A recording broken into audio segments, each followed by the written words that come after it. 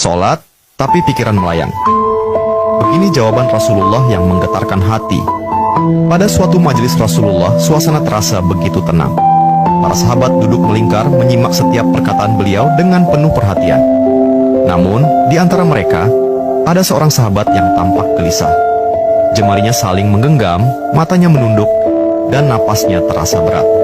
Setelah beberapa saat ragu, ia akhirnya mengangkat wajah dan berkata dengan suara lirih, "Wahai Rasulullah, aku ingin bertanya, tetapi aku khawatir pertanyaanku ini akan membuatku semakin malu di hadapan Allah." Rasulullah pun tersenyum lembut, menatapnya penuh kasih sayang.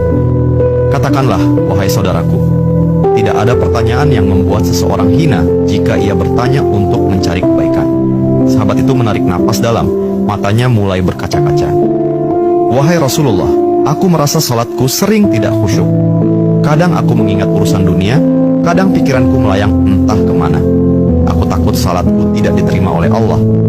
Apakah dengan salat seperti itu, aku tetap mendapatkan pahala?"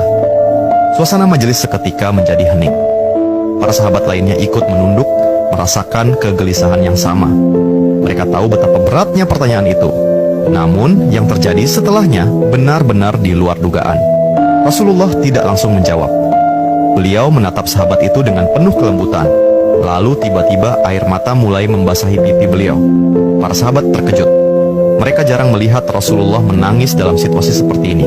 Dengan suara bergetar, beliau berkata, "Demi zat yang jiwaku berada di tangannya, sungguh setan tidak akan pernah berhenti berusaha mencuri bagian dari sholat seorang hamba hingga ia teralihkan. Tetapi ketahuilah, Allah tetap melihat usahamu."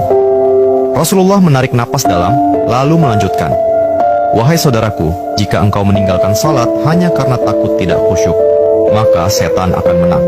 Tetapi jika engkau tetap berusaha salat meski pikiranmu teralihkan, ketahuilah bahwa setiap kali engkau berusaha kembali kepada Allah dalam salatmu, saat itulah Allah menyambut." Mendengar itu, sahabat tersebut tak mampu menahan tangis. Begitu pula para sahabat lainnya. Kemudian Rasulullah melanjutkan dengan penuh kelembutan, "Bayangkan seorang ibu yang melihat anaknya berjalan ke arahnya, tetapi anak itu sering jatuh dan tersandung. Apakah sang ibu akan marah? Tidak.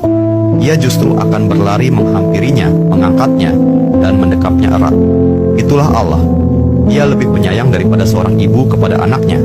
Selama engkau terus kembali, Allah akan selalu menerimamu." Air mata mengalir di pipi sahabat itu. Kata-kata Rasulullah begitu menusuk hatinya. Sejak hari itu, ia tidak lagi putus asa dalam sholatnya. Ia tetap berusaha khusyuk dan